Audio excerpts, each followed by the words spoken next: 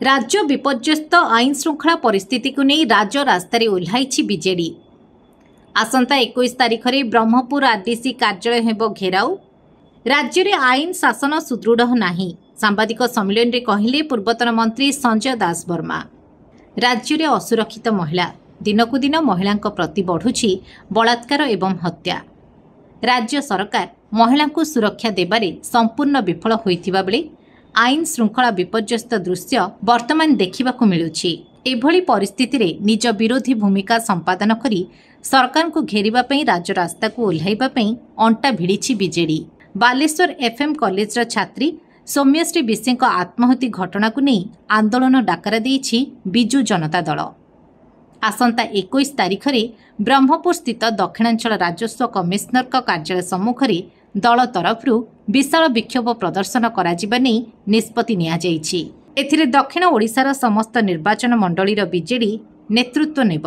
राज्य में आईन शासन नाही, एहा विरोध में बीजेडी लड़ाई जारी रहिबो बोली चेतावनी दैछन्ती वरिष्ठ बीजेडी नेता पूर्वतन मंत्री तथा राज्य उपसभापति संजय कुमार दास वर्मा।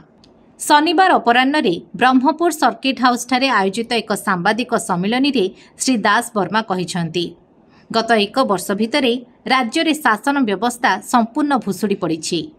रथयात्रा परिचालन में गुरुतर त्रुटि जोगु 3 जन भक्तों जीवन चलीगला। अघटन समय कौनसी अधिकारी सेठारे उपस्थित नथिले बोली अभियोग करिछि बीजेडी। संप्रति बालेश्वर एफएम कॉलेज छात्री न्याय न पाइबा परे आत्माहुति दैछन्ती।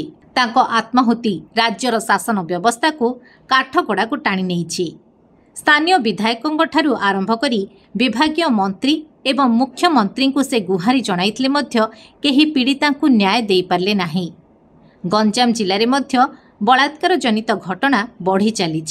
सान खेमुंडी रे जड़े 4 वर्षीय शिशु को बलात्कार पर हत्या हेउबा, गोलंथरा 2 भौणी को बलात्कार, ब्रह्मपुर एक नर्सिंग छात्री को बलात्कार एवं एथिरे जड़े बीजेपी नेता गिरफ भली घटना एवं गोपालपुर भली पर्यटन स्थल में गण बलात्कार घटना गंजाम रे चिंताजनक आईन श्रृंखला परिस्थिति को दर्शाउछि।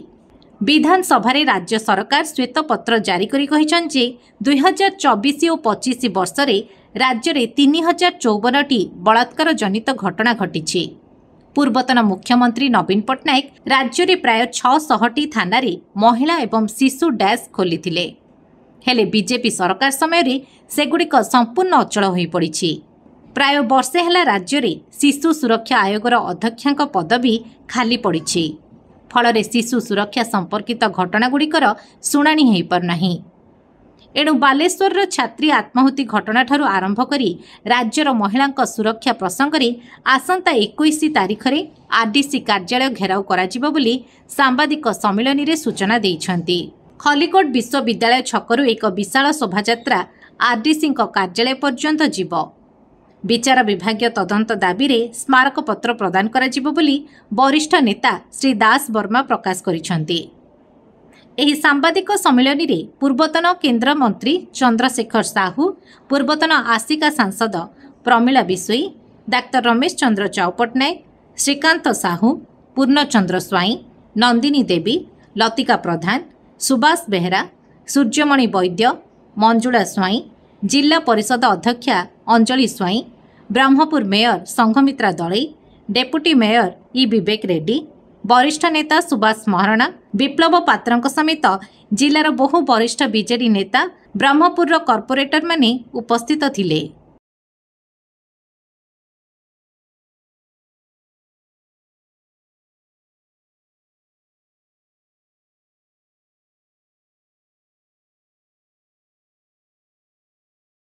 सबुठारु अत्यंत चिंताजनक विषय 1 वर्ष सरकार गठन होबार 1 वर्ष 2 मास है, किंतु शिशु अधिकार सुरक्षा आयोगर अध्यक्षा एवं सदस्य जो माने ए अभियोग रिड्रेस करिवे से अभियोग अध्यक्षा एवं ताकर सभ्य पद मध्य पूर्ण करा जाय नाही।